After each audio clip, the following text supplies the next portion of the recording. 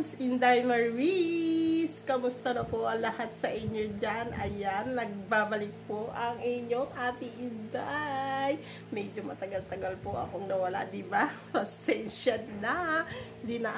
Dumaan po si Inday Maris, mga lalabs, doon sa pagdadalawang isip, sa pagmumuni-muni sa paghahanap kung saan ba yung ating kaligayahan.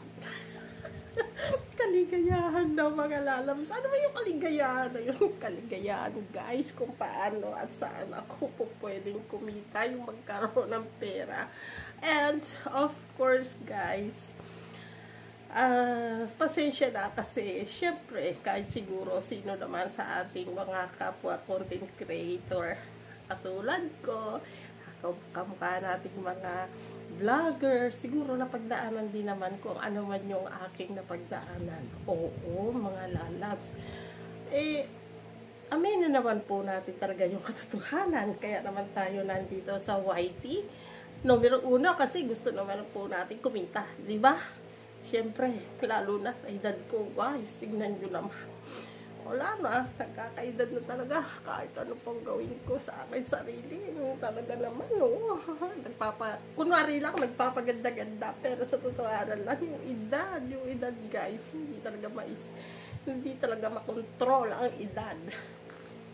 Kahit ano pa yung gawin natin na pagpapabeauty, kahit ano pa yung gawin natin, gamitin natin filter, lalabas at lalabas po talaga yung natural natin edad, at iyon ay hindi po naihihinto. Tuloy-tuloy po ang buhay, tuloy-tuloy po yung edad ng tao.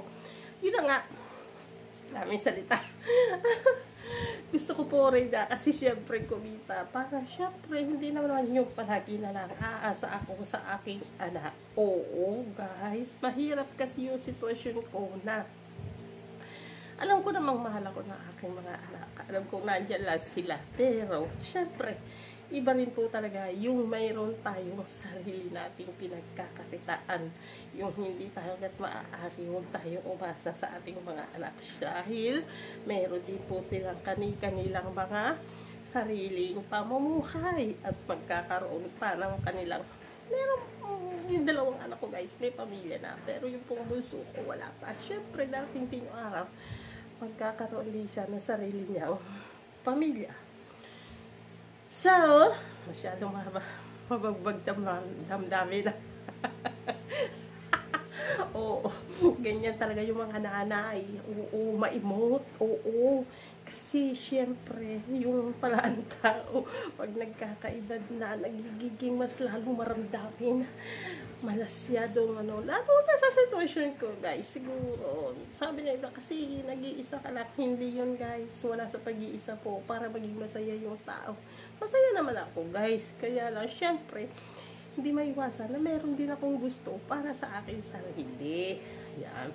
At saka mas gusto ko naman po yung nag-iisa kaysa meron pa akong iintindihin na ibang tao. Ako na lang, tapos na tayo doon.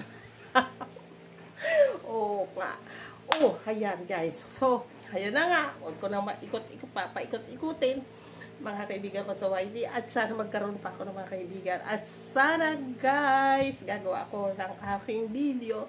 Sana magustuhan niyo ang aking mga video, guys. Papanoorin niyo po, ha?